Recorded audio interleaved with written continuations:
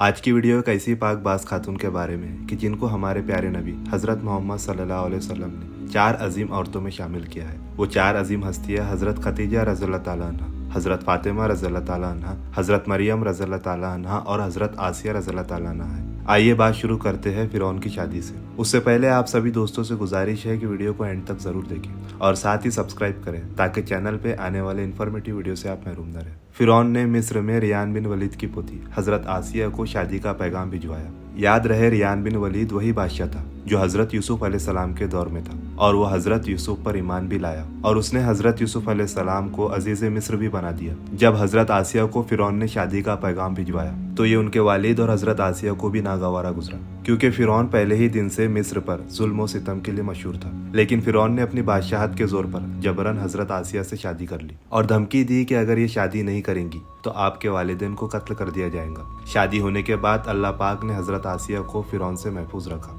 और वो आप पर कादिर न हुआ। इस बारे में मुफस्सिरीन लिखते हैं कि शादी की पहली ही रात जब फिरौन हज़रत आसिया से हम बिस्तरी के लिए कमरे में गया तो अल्लाह ने उस पर नींद का ऐसा गलबा डाला कि वो सारी रात ही सोया रहा। कुछ किताबों में लिखा है कि अल्लाह ने फिरौन को नामर्द कर दिया था जिस वजह से वह हज़रत आसिया से सोहबत ही न कर सका, और बाज ने लिखा है कि फिरौन को ऐसी अजीब बीमारी थी कि तबीबों ने उसकी सारी उम्र सोहबत से मना कर दिया। देखा जाए तो ये भी हज़रत आसिया की एक तरह से करामत ही हुई कि अल्लाह ने उन्हें कैसे फिरौन के नापाक जिस्म से महफूज रखा। बाज रिवायत में फिरौन की एक बेटी का जिक्र भी मिलता है। आपको ये बताते चले कि वो लड़की उन्होंने किसी से लेकर पाली थी। एक रात फिरौन ने ख्वाब में देखा कि इसका महल निस्त नाबूद हो गया है। फिरौन खौफ और वहशत से उसका पूरा वजूद लरजने लगा। उसने नजीमियों को बुलाकर उनसे अपने ख्वाब की ताबीर पूछी। उन्होंने कहा कि अन करीब बनी इसराइल का एक बच्चा तुम्हारे महल को निस्त नाबूद कर देगा। इसलिए फिरौन ने हुक्म दिया कि बनी इसराइल में जिसके यहाँ भी लड़का पैदा हो उसे फौरन कत्ल कर दो, लेकिन अगर लड़की पैदा हो तो उसे कत्ल ना करना ताकि उनकी नस्ल बाकी रहे। जब हज़रत मूसा अलैहिस्सलाम पैदा हुए तो उनके वालिदा ने फिरौन की सिपाहियों के डर से हज़रत मूसा अलैहिस्सलाम को एक संदूक में रखकर दरिया में डाल दिया। दरिया से एक नहर फिरौन के महल के पास से बहती थी।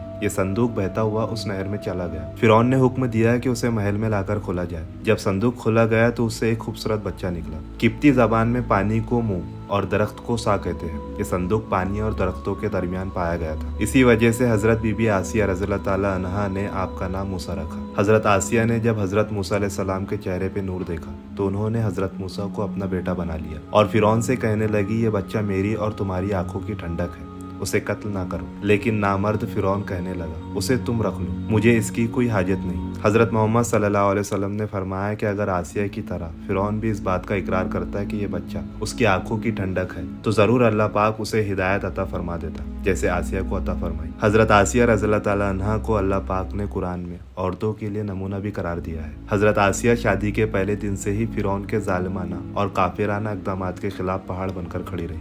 हज़रत मूसा अलैहिस्सलाम ने जब नबूवत का ऐलान किया और जब महल में जादूगरों से मुकाबला किया तो ये देखकर हज़रत आसिया हज़रत मूसा रज़ियल्लाहु ताला अन्हा पर ईमान ले आए। ईमान लाने के बाद काफी दिनों तक उन्होंने इस बात को फिरौन से छुपाए रखा, लेकिन जब फिरौन ने खुदाई का दावा किया और लोगों से खुद को सजदे करवाने लगा तो फिर हज़रत आसिया खुलकर मैदान में आ गई और फिरौन की इस अमल की सख्ती से मुखालिफत की। जैसे ही फिरौन को पता चला कि मेरी बीवी भी मूसा के खुदा पर ईमान ला चुकी है तो उसने हज़रत आसिया पर भी जुल्म ढाना शुरू कर दिया। रोज दिन और रात उनको मुख्तलिफ तकलीफें देने लगा। फिरौन जैसा काफिर शोहर भी उनके ईमान को बदल ना सका, लेकिन फिरौन ने बहुत ज्यादा कोशिशें की ताकि किसी न किसी तरह उनको राह से भटका सके, लेकिन वो ऐसा ना कर सका और आसिया भी उसके तमाम कोशिशों को नाकाम बनाकर सिर्फ खुदाए वाहिद की इबादत में मसरूफ रही। हज़रत मूसा अलैहिस्सलाम के चाहने वाले फिरौन के सिपाहियों के हाथों जुल्म और सितम की भेंट चढ़ रहे थे। उन्हें बेदर्दी के साथ कत्ल किया जा रहा था। यहाँ तक कि फिरौन ने हज़रत मूसा अलैहिस्सलाम पर ईमान लाने वाले एक शख्स को, जिसे कुरान करीम ने मोमिन आल फिरौन के नाम से याद किया है, बड़ी ही बेदर्दी से कत्ल कर दिया। जिसके बाद हज़रत आसिया के सब्र का पैमाना झलक उठा और वो खुल्लम खुल्ला फिरौन की मुखालिफत करने लगी। फिरौन में गैज़ और गजब की आग भड़क उठी और उसने अपनी ज़ौजा आसिया को बहुत ही दर्दनाक तरीके से अजियतें पहुंचाई। उस जालिम ने उन पर बड़े बड़े जुल्म किए,